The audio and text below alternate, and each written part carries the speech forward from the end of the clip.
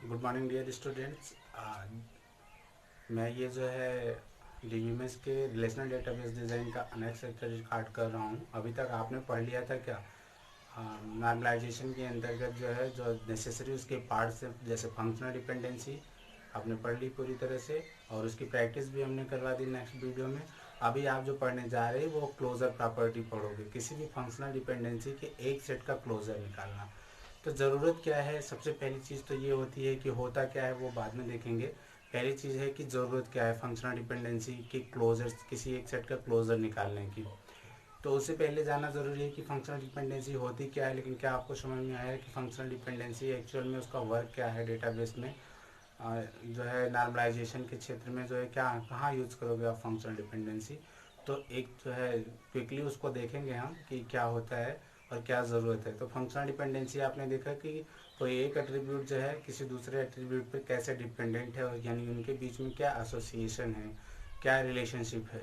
अगर हम ये जान लेते हैं तो इसी तरह के टेबल एक पर्टिकुलर स्कीमा में यानी एक रिलेशन में या एक टेबल में आप कह लो कि कई सारी जो है क्या होती है इसी टाइप के जो है फंक्शनल डिपेंडेंसी हैं। यानी कई एट्रीब्यूट होते हैं जो एक दूसरे पर एक दूसरे एट्रीब्यूट पर क्या होते हैं, डिपेंडेंट होते हैं अलग अलग। तो एक से ज़्यादा फंक्शनल डिपेंडेंसी एक रिलेशन में हो सकती है। अब क्लोजर क्या करेगा? क्लोजर मतलब होता है नज़दीक, यानी क्या करना है आपको कि एक फंक्शनल डिपेंडेंसी के एक सेट को उठाना है और क्या करना है उस पर्टिकुलर एट्रीब्यूट जो डिटरमाइन है, जिस पे डिपेंडेंट है ना, उसका क्लोजर निकालते हैं। या दिया गया होगा कि इसका क्लोजर आप बताइए। तो हम कैसे क्लोजर क्यों निकालते हैं? हम भाई चेक करते हैं क्या एक से ज़्यादा फंक्शनल डिपेंडेंसी सेट है, उसमें से किसी एक को उठा के अप्रोप्रिएट यानी पूरे का पूरा टेबल वेरीफाई हो जा रहा है कि नहीं हो जा रहा है। यानी उसी से हम क्या पता करते हैं, कैंडिडेट की, सुपर की, और इसके बाद जो है अपने हिसाब से डिसाइड करते हैं फिर प्राइमरी की को। तो ज़रूरत क्या है क्लोजर निकालने की कि की को आइडेंटिफाई करना। तो हम जो की आइडेंटिफाई कर लेते हैं तो उसके हिसाब से जिसकी हमें ज़रूरत होती है, कैंडिडेट की ज़रूरत होती है तो उसको कैंडिडेट की समझते हैं। या फिर हमें क्या है प्राइमरी की बनाना है तो हम प्राइमरी की बना देते हैं। तो क्लोजर का बेसिकली यही रोल है। नॉर्मलाइजेशन के रिस्पेक्ट में जो है क्लोजर प्रॉपर्टी एक बहुत अहम रोल प्ले करती है। और वो क्या करती है कि बस यही की ढूंढना, यानी की को ढूंढो, कैंडिडेट की ज़रूरत है तो उसको ढूंढ लो उसकी मदद से, किसकी? क्लोजर से। क्योंकि क्लोजर ही क्या करता है, ये बताता है कि हमें इस एट्रीब्यूट की क्लोज ये है, इस एट्रीब्यूट की क्लोज ये है, इस एट्रीब्यूट की क्लोज ये है। ऐसे ही हम क्या करते हैं सारे एट्रीब्यूट को क्या कर सकते हैं, आइडेंटिफाई कर सकते हैं उस टेबल में। अगर कोई ऐसा है तो उसी को आप की मानते हो। तो आइए देखते हैं क्या होता है जो है क्लोजर प्रॉपर्टी क्या है। तो यहाँ मैंने बोर्ड पे कुछ लिख रखा है। जैसे यहाँ है कि फंक्शनल डिपेंडेंसी के एक सेट का क्लोजर जो आपके सिलेबस में है, closure of a set of functional dependency.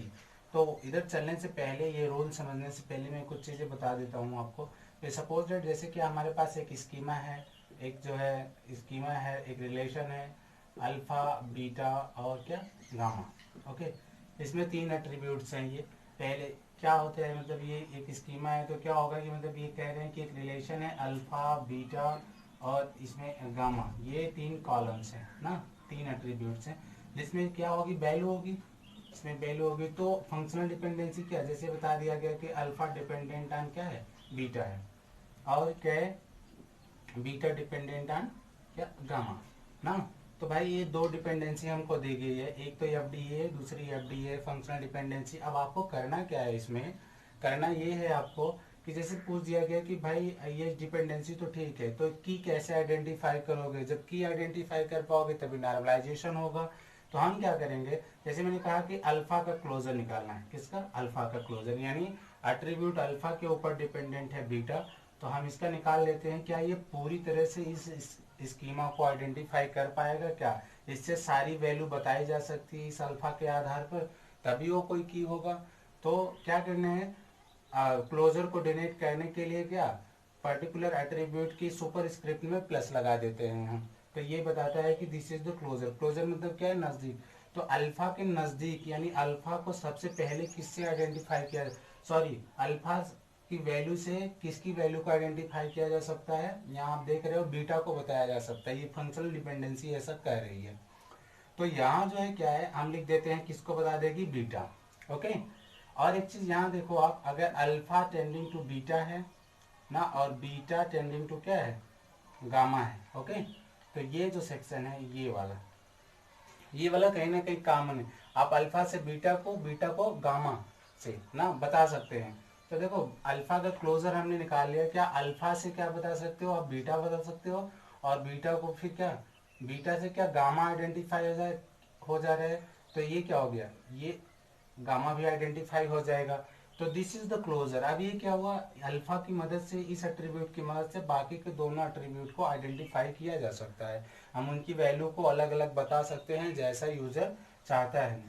तो ये छोटी सी एक अंडरस्टैंडिंग थी, तो मुझे लग रहा है कि आपको समझ में आ गया कि क्लोजर निकालेंगे कैसे और क्या ज़रूरत है। देखो रूल्स क्या कहता है वो मैं अभी आपको समझा दूंगा कि रूल्स क्या कहते हैं। जैसे मैंने आपको समझाया था कि अगर ये बीटा को सर्च कर रहा है, अब हम ढूंढेंगे इस फंक्शनल डिपेंडेंसी में कि beta is the proper subset of the any, किसी का जो है बीटा प्रॉपर सबसेट है, तो आप देखो बीटा खुद ही है, प्रॉपर सबसेट ना हो के खुद ही है गामा, तो गामा सर्चेबल होगा। ओके, तो इतनी अंडरस्टैंडिंग आपको समझ में आई। तो चलिए एक छोटा सा काम करते हैं कि सेट सबसेट ये क्या है थोड़ा सा समझ लेते हैं। सेट सबसेट क्या होता है, मेरे पास जगह कम है तो मैं इसको मिटा देता हूँ और ये मैं आपको समझाता हूँ कि सेट सबसेट क्या होता है। सपोज दैट क्या करना है आपको, मेरे पास एक सेट है, आप लोगों ने सेट थियरी में पढ़ा है, जैसे मेरे पास एक सेट है, सॉरी एक सेट मैं ले लेता हूँ, जैसे मेरे पास ए एक सेट है जिसमें 1 2 3 और ये कुछ एलिमेंट्स 4, ये एलिमेंट्स हमने ले लिए, ठीक है, ये हमने 4 एलिमेंट ले लिए, एक सेट है। और एक दूसरा सेट, अब अगर मैं कहूँ कि एक इसमें क्या करना है आपको, इस सेट से आइडेंटिफाई करना है। अब हमें दिया गया है कि एक बीटा है, बीटा भी ले लेते हैं ना, ये ए है ये बी है, और इस सेट में क्या दिया गया है, 2 और 3 दिया गया है, ओके, 2 और 3 दिया गया है। अब अगर मैं कहूँ कि भाई क्या ए की वैल्यू की मदद से बी की वैल्यू बताई जा सकती है, अगर ऐसा हो और यहाँ आपको दिया हो कि ए टेंडिंग टू बी, ऐसा है, ए की वैल्यू की मदद से बी की वैल्यू बताई जा सकती है, ठीक है। तो प्रॉपर सबसेट क्या है, प्रॉपर सबसेट क्या होना चाहिए कि भाई ये 2 और 3 इसमें मैच कर रहा है कि नहीं, क्या इसके एट्रीब्यूट जो है ए में है, अगर हैं तो ये इसका प्रॉपर सबसेट है, ओके। तो यहाँ आप जो भी देखेंगे सारी चीज़ें क्या होगी, इसी इसी टाइप के सेट पे चलेगी। जरा मैं इधर जो है चलने से पहले तो ये बता देता हूँ आपको कि ये है क्या, फिर इस वाले सेट पर अप्लाई करके दिखाऊंगा, फिर एक एग्जाम्पल लेंगे हम, फिर उस पर देखेंगे जो है डेटाबेस के। तो जैसे कहने का मतलब ये क्या है कि आप क्या समझ पाए कि फंक्शनल डिपेंडेंसी का क्या रोल है, और दूसरी चीज क्लोजर प्रॉपर्टी का क्या रोल है, ठीक है। तो क्लोजर फंक्शनल डिपेंडेंसी क्या है, ये बताएगी कि कितने लगभग जो है एक टेबल में, सॉरी एक जो टेबल जो है उसके जो एट्रीब्यूट हैं वो एक दूसरे से कितने रिलेटेड हैं, इसका पता चलता है। और ये रिलेटेड है कि अगर नहीं है, ज़रूरत है तो उसको दूसरे टेबल में रखने की ज़रूरत पड़ेगी, तो आप रख सकते हो। अगर फंक्शनल डिपेंडेंसी एग्जिस्ट नहीं कर रही है तो आप उसे दूसरे टेबल में मेंटेन कर दो, ओके। और फंक्शनल डिपेंडेंसी अगर मालूम है एक से ज़्यादा है तो क्लोजर निकालेंगे हम, क्लोजर में ये पता करते हैं, इससे ये पता चलता है कि ये पर की कौन सी है, कौन कौन सी एट्रीब्यूट की बन रहे हैं, ओके। तो क्लोजर निकालने का एक तरीका है कि कैसे निकालेंगे, अभी हमने एक छोटा सा डेमो दिखाया था, अभी एक जो है और अच्छा सा दिखा दूंगा ताकि आपको समझ में आ जाएगा कि क्लोजर कैसे निकालते हैं और क्यों निकालते हैं। तो पहले कुछ चीज़ें हैं यहाँ देखो, फंक्शनल डिपेंडेंसी की क्लोजर सेट निकालने की कुछ जो है एडिशनल कुछ विधियाँ हैं, 2 टाइप की होती है। एक तो जो होती है जो जो पॉपुलर है, ये पहले से ही बहुत पॉपुलर है और बेसिक ये है। तो यहाँ देखो आप क्या है, यहाँ दिया गया किसी दिए गए फंक्शनल डिपेंडेंसी के एक सेट का क्लोजर निकालने की विधियाँ। तो पहली विधि क्या है, फंक्शनल डिपेंडेंसी की अनुमति यानी इन्फेरेंस, इन्फेरेंस के लिए अनुमानित, यहाँ लिखा हुआ है अनुमानित 3 ऑब्जेक्ट्स या 3 रोल, यानी फंक्शनल डिपेंडेंसी के लिए क्या अनुमानित इन्फेरेंस 3 ऑब्जेक्ट्स, 3 रूल क्या है ये। पहला रूल है, या इसी को क्या कहते हैं आर्मस्ट्रांग ऑब्जेक्ट्स आपके बुक में, क्योंकि इसको किसने, आर्मस्ट्रांग ने जो है सबसे पहले इन तीनों को प्रोड्यूस किया था, ये 3 रूल्स जो है। तो इसलिए इन्हें कभी कभी आर्मस्ट्रांग्स ऑक्सिम्स भी कहा जाता है। ये अपने में पूर्ण हैं, यानी ये कंप्लीट हैं, जो जिसके लिए है वो पूरी तरह से वैलिड हैं। ओके, तो फंक्शनल डिपेंडेंसी की अनुमति के 3 तो यहाँ आप देखो, अनुमानित का मतलब समझ में आ रहा है आपको? अनुमानित मतलब क्या, ये माने गए हैं, पहले से अनुमान लगा के इसको तय किया गया है। ओके, इसीलिए इनको इन्फेरेंस रूल या ऑक्सिम्स कहा जाता है, और या तो आर्मस्ट्रांग। तो पहला क्या है, रिफ्लेक्सिविटी रूल। क्या रिफ्लेक्सिविटी रूल, इसमें क्या होगा, हिंदी में इसको रिफ्लेक्सिविटी का मतलब होता है परावर्तन। परावर्तन मतलब समझते हो कि जैसे क्या है, कोई चीज है हमारे पास, उसको बस परिवर्तित किया जाए, लेकिन उसका जो ओन कैरेक्टरिस्टिक है वो नहीं डिस्टर्ब होगा। ओके, तो जैसे यहाँ देखो लिखा है, if alpha is an attribute set, अगर अल्फा कोई क्या है, एक एट्रीब्यूट सेट है, and beta is the proper subset of alpha. मतलब यहाँ आप देखो क्या है, ये चीजें मैंने यहाँ बनाए रखी है। यहाँ देखो, अगर ये मैं सही से दिखाई नहीं दे रहा होगा आपको, इसलिए मैं मिटा देता हूँ। क्या है मेरे पास, एक एक जो है सेट क्या है, अल्फा है ना, एक सेट क्या है, अल्फा है। Okay, alpha is the proper subset. आप क्या लिख रहे हैं, अल्फा इज एट्रीब्यूट सेट। मैं मानता हूं कि अल्फा क्या है, एक एट्रीब्यूट है, इसमें बहुत सारे एट्रीब्यूट्स हैं, इन सबका क्या है, एक सेट है। जैसे आपके पास होता है, सपोज दैट ये क्या होता ना, कि जो है स्टूडेंट नाम का एक एंटिटी होता है, उसके अंदर बहुत सारे ये एट्रीब्यूट होते हैं, तो alpha is an attribute set. ये क्या है, एट्रीब्यूट का एक सेट हो गया। And beta is subset of alpha. Okay, यानी beta is subset of alpha का मतलब क्या है, कि जो बीटा की वैल्यू हो वो अल्फा में एग्जिस्ट कर रही है, यानी पहले से है। बीट अल्फा में या तो हो सकता, जैसे यहाँ देखो, अब मैंने बीटा में लिया 2 और 3, तो 2 और 3 यहाँ है, तब इसे हम क्या कहेंगे कि beta is subset of alpha, यानी अल्फा जो है, बीटा जो है अल्फा की वैल्यू को एग्जिस्ट किए हुए है, सॉरी अल्फा में बीटा की वैल्यू एग्जिस्ट कर रही है, आप देख लो यहाँ। तो अगर ये कहा जाएगा ना, तो देन क्या कह रहे हैं, अल्फा टेंडिंग टू बीटा, क्या होगा, तो जो है अल्फा जो है क्या होगी, beta is dependent on alpha, यानी अल्फा की वैल्यू की मदद से बीटा की वैल्यू क्या हो सकती है, डिटरमाइन की जा सकती है। ओके, एक बार फिर से देख लो, if alpha is an attribute set and beta is subset of alpha, यानी ये इसका क्या है, एक सबसेट है, इसमें इसकी वैल्यू एग्जिस्ट कर रही है, तो then alpha dependent on beta, यानी अल्फा की वैल्यू की मदद से बीटा की वैल्यू बताई जा सकती है। जाहिर सी बात है, कोई पूछेगा भाई अल्फा में जो वैल्यू 2 है वो जो है क्या बीटा में है क्या ना, तो आप आसानी से बता सकते हो हाँ है। यहाँ मैच कंपेयर करवा के मैंने बताया कि पहले सर्च ही चलता है, कंप्यूट नहीं चलता है। ओके, तो यहाँ 2 है, 3 है, 4 नहीं है, तो क्या होगा, सेपरेट हो गया। तो अल्फा की वैल्यू की मदद से बीटा की वैल्यू बताई जा सकती है, कब, जब बीटा इस क्या होगा, डिपेंडेंट ऑन, सॉरी बीटा की वैल्यू कहाँ, सबसेट ऑफ अल्फा होगा। ओके, तो ये समझ में आया आपको। और नेक्स्ट रूल क्या कहते हैं, इसीलिए इसको परावर्तन नियम कहते हैं, कि अल्फा की वैल्यू है, बीटा की वैल्यू अल्फा की वैल्यू में है, तो क्या होगा, ये डिपेंडेंट रहेगा, यानी अल्फा की वैल्यू की मदद से बीटा की वैल्यू इसकी डिटरमाइन की जा सकती है, बीटा की वैल्यू। ओके, और दूसरा रूल कहता है, ये परावर्तन हो गया, यानी इसकी वैल्यू से इसकी वैल्यू को, तो ये परावर्तन हो गया, जबकि अल्फा बीटा चेंज नहीं हुए, वो अपनी वैल्यू को कंटेन किए हुए हैं। बीटा क्या कहता है, ऑगमेंटेशन रूल्स। ऑगमेंटेशन रूल मतलब, ऑगमेंटेशन मतलब होता है वृद्धि, यानी जैसे क्या हुआ देखो यहाँ, यदि alpha tending to beta hold करती है, एक जो है क्या है, ये फंक्शनल डिपेंडेंसी अगर होल्ड करती है, और एट्रीब्यूट का एंड, और गामा जो है क्या है, गामा एट्रीब्यूट का एक सेट हो, तो गामा अल्फा ना टेंडिंग टू गामा बीटा भी होल्ड करेगी। ओके, तो कहने का मतलब ये है कि यहाँ आप देखो, जैसे अगर ये फंक्शनल डिपेंडेंसी इसकी वैल्यू से इसकी वैल्यू बताई जा सकती है, और गामा एक एट्रीब्यूट है, तो अगर आप क्या कर रहे हो, ये दोनों को, दोनों एट्रीब्यूट का एक साथ ले रहे हो, सपोज दैट, जैसे मैं यहाँ एक एग्जांपल लेता हूँ, आपको समझा देता हूँ आसानी से इसको। जैसे मेरे पास क्या है, 2 चीजें, एक तो क्या है, पहली चीज नेम है ना, पहली चीज क्या है, एक सॉरी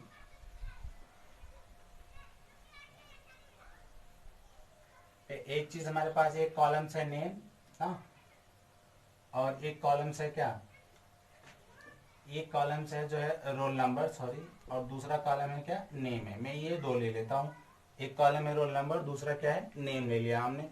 अब क्या कह रहा है कि ये क्या है, डिपेंडेंट है ना, ये क्या है, डिपेंडेंट है ना। और ये कहा जा रहा है कि भाई एक एट्रीब्यूट और आप ले लो गामा को ही, सपोज दैट मैं ले रहा हूँ क्या, रोल नंबर यहाँ कर दिया, और उसके बाद इसी में गामा करके ले रहा हूँ सपोज दैट, और क्या, उसकी ग्रेड,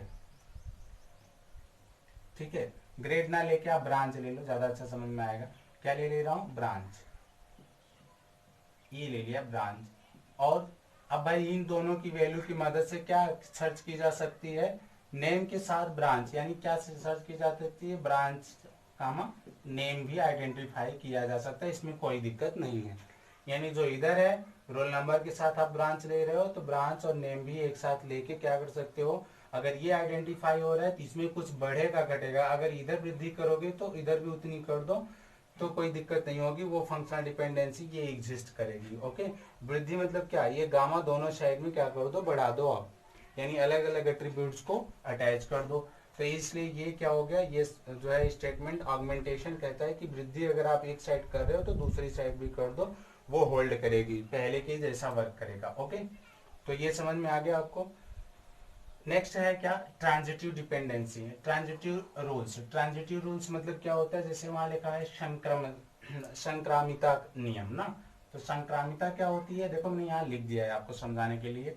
यहाँ लिखा है क्या, तीन तत्वों के बीच एक रिश्ता है कि यदि यह पहली और दूसरी के बीच, तीन चीजें हैं उनके बीच में आपस में कोई रिलेशन तब है, कैसे है, यदि पहली और दूसरी के बीच होता है, पहली और किसके बीच में होता है, दूसरी के बीच है, यह दूसरे और तीसरे के बीच में के बीच भी धारण करता है।